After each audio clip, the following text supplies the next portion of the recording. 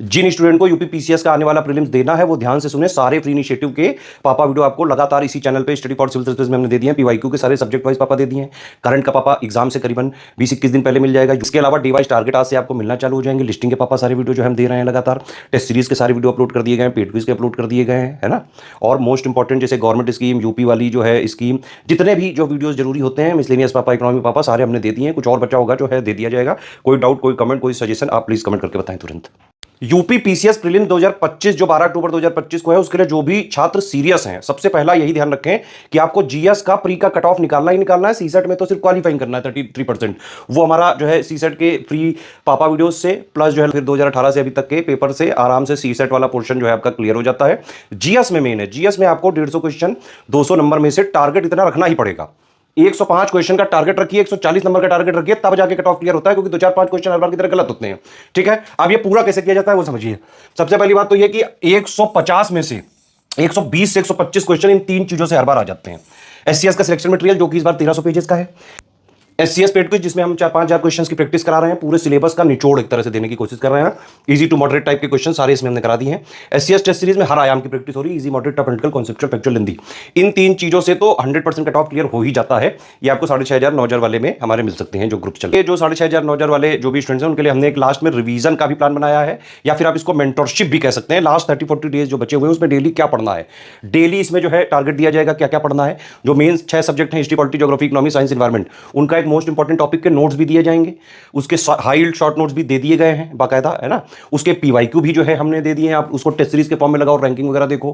Plus SCS की जो है पूरी टेस्ट सीरीज में से 6 जो है जीएस की फुल लेंथ, 5 सीसेट की, प्लस हमने 5 यूपी स्पेशल की मिनी टेस्ट भी दिए हैं, प्लस हमने 9 सब्जेक्ट वाइज मिनी टेस्ट भी दिए हैं जिसमें 25-25 क्वेश्चन है।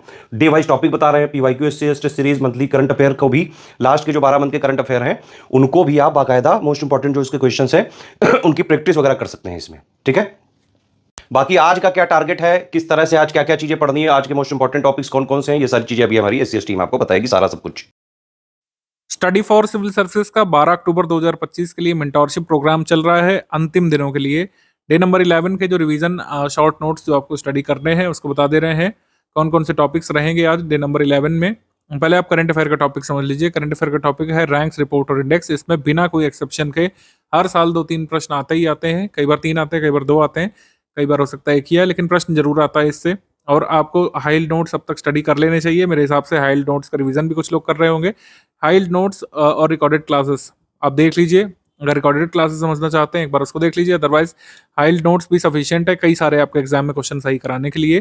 ठीक है, हाइल्ड नोट्स और रिकॉर्डेड क्लासेस को जिन्होंने अभी भी इग्नोर कर रखा है, मैं आपको बता दूं कि इससे फायदा मिलेगा एग्जाम में, इसको भी इग्नोर नहीं करिएगा। ठीक है, और मिसलेनियस भी आपको पढ़ के रख लेना चाहिए। प्रैक्टिस 120 मिनट्स की डेली बेसिस पर आपको करना है। अगर आप ऐसे व्यक्ति हैं जो हफ्ते में एक बार करना पसंद करते हैं कि भाई 6 दिन पढ़ेंगे 1 दिन प्रैक्टिस करेंगे, तो ऐसा भी कर सकते हैं। One size fit for all नहीं है, आप अपने हिसाब से ट्वीक कर सकते हैं, अपने हिसाब से अपने शेड्यूल में थोड़ा परिवर्तन कर सकते हैं अपनी सुविधा के हिसाब से, अपने को बेहतर बनाने के लिए। आज का टॉपिक दिल्ली सल्तनत से गुलाम मुनिस में कुतुबुद्दीन ऐबक, इल्तुतमिश, रजिया सुल्ताना और बलबन को पढ़ेंगे। बलबन से लास्ट टाइम क्वेश्चन आया था, आपको पता है कि बलबन ने चालिया का अंत किया था, एक सेंट्रलाइज्ड एम्पायर स्टैब्लिश किया। तो कुतुबुद्दीन ऐबक संबंधी फैक्ट, इल्तुतमिश, रजिया सुल्ताना संबंधी तथ्य देख लेते हैं हम लोग। राज्य व्यवस्था में संवैधानिक विकास देखेंगे। इंस्टीट्यूशनल डेवलपमेंट, भूगोल में दक्षिण और मध्य भारत की पर्वत श्रेणियाँ और पहाड़ियाँ, इससे क्वेश्चन आते रहते हैं कई बार। विज्ञान में विभिन्न प्रकार की जो कल्चर हैं उसको देखेंगे हम लोग। पर्यावरण में मृदा प्रदूषण, उनके स्रोत क्या क्या हैं, सॉइल पोल्यूशन के। और अर्थव्यवस्था में मानव विकास, human development in India, human development का पैमाना क्या है। एचडीआई इंडेक्स जरूरी है, वो तो रैंक्स रिपोर्ट इंडेक्स में कवर हो जाएगा। एचडीआई की अवधारणा क्या है, इसको कवर करेंगे। डे नंबर 11 के इंग्लिश मीडियम के टॉपिक्स आप देख लीजिए आप। ठीक है, इंग्लिश मीडियम के टॉपिक्स दिल्ली सल्तनत में स्लेव डायनेस्टी, कुतुबुद्दीन ऐबक, फिर इल्तुतमिश, रजिया सुल्ताना, इन सब के फैक्ट्स आपको देखना है। इल्तुतमिश के बारे में जैसे कौन से फैक्ट्स हो सकते हैं, जैसे इल्तुतमिश ने नए तरीके के सिक्के चलाए थे, टका और जीतल, और सिक्कों पर टकसाल के नाम रखने की परंपरा उसने शुरू की। इल्तुतमिश ने एक सेंट्रलाइज्ड एम्पायर स्टैब्लिश किया था। तुर्कान चिहलगानी या फिर चालीसा को शुरू किया था, और उसका अंत आगे जाकर के बलबन कर देता है। ये सब फैक्ट्स आपको एक्सेप्शनल फैक्ट्स कवर कर रहे हैं, जो भी यूनिक कार्य किसी भी कह सकते हैं व्यक्ति ने किए हो। जैसे कुतुबुद्दीन ऐबक जो है ये कुतुब मीनार की शुरुआत करवाता है, इसको अंतिम रूप देता है इल्तुतमिश। तो यही सब आपको पढ़ना है, कौन कौन सी उपाधियां इनकी है, और इसने कोई नए ऑफिसर नियुक्त किए, जैसे अमीर इदाद जुडिशियल ऑफिसर के तौर पर नियुक्त किए थे इल्तुतमिश ने। एकता व्यवस्था की शुरुआत मोहम्मद घोरी से ही हो गई थी भारत में, लेकिन एकता सिस्टम को स्ट्रक्चर करने का श्रेय जाता है इल्तुतमिश को। इल्तुतमिश ने भारत में इक्तदारी प्रणाली को एक कह सकते हैं स्ट्रक्चर्ड फॉर्म दिया था। इक्तदारी सिस्टम बहुत इंपॉर्टेंट टॉपिक है, इसको डिटेल में भी आप देख लीजिएगा। इक्तदारी का एक वीडियो भी मैं हमेशा देता हूँ अपने Telegram paid group quiz group में। पिछले साल इससे सवाल नहीं आया, उससे पिछले साल भी नहीं आया, लेकिन इस साल इक्तदारी से सवाल आ सकता है, आप देखिएगा उसको। फिर जो है रज़िया सुल्ताना के बारे में, पहली और एकमात्र मुस्लिम शासिका ये बनी थी। इनका विद्रोह जो है किसने किया था और इनके सिखों पर उपाधि क्या थी? उम्मतुल निस्वा की थी। इनका शासन कितने वर्ष का था? छोटा शासनकाल था इसका। और नायब लश्कर का पद जो है ये रज़िया ने शुरू किया था। ये सब है। बलबन के बारे में तो आप लास्ट टाइम क्वेश्चन भी फेस कर चुके हैं। बलबन एक सेंट्रलाइज्ड एम्पायर के पक्ष में था, इसको दारुल अमन में दफनाया गया था। बलबन ने इक्तादारों को रेगुलेट करने के लिए इक्ताओं में ख्वाजा या साहिब दीवान नामक कह सकते हैं अधिकारी की नियुक्ति की थी। इसको प्रोविंशियल दीवान कहा जाता था। ख्वाजा या साहिब दीवान इक्तादारों को रेगुलेट करने के लिए इनके द्वारा नियुक्त किया गया था। बलबन ने सबसे पहले शिक को इंट्रोड्यूस किया था डिस्ट्रिक्ट के तौर पर। शिक यानी कि अपने साम्राज्य को कुछ पोर्शंस में बांट दिया था, जिसको शिक कहा गया था, जिसका हेड होता था शिकदार, मतलब। और सबसे इंपॉर्टेंट काम, इसने पहली बार एक स्टैंडिंग आर्मी नियुक्त की थी, एक permanent department, military department establish किया था दीवान आरिज नाम से, और इसका हेड होता था आरिज मुमालिक। आरिज मुमालिक। तो ये सब इसमें है। इल्तुतमिश किस जाति का टर्क था और बलबन जो है किस जाति का टर्क था, ये भी देख लीजिएगा आप लोग।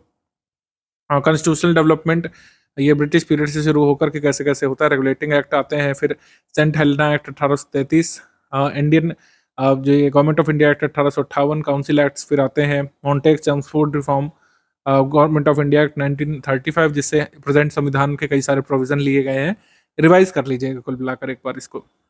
ज्योग्राफी में mountain ranges and hills of south India, Aravali, Vindhya, Satpura, eastern ghats, इनको मैप में देखिएगा और इनकी लोकेशन, ये कहाँ कहाँ पे है, पहले कौन है बाद में कौन है, और कौन किसका पार्ट बनता है, ये देख लीजिएगा।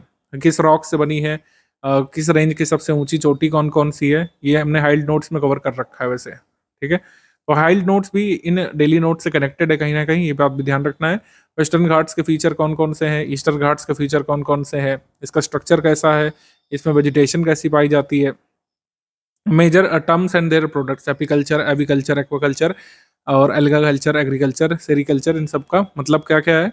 बहुत बेसिक्स आपको लग रहा होगा, लेकिन इससे भी क्वेश्चन आ सकता है मैचिंग वाला, ठीक है।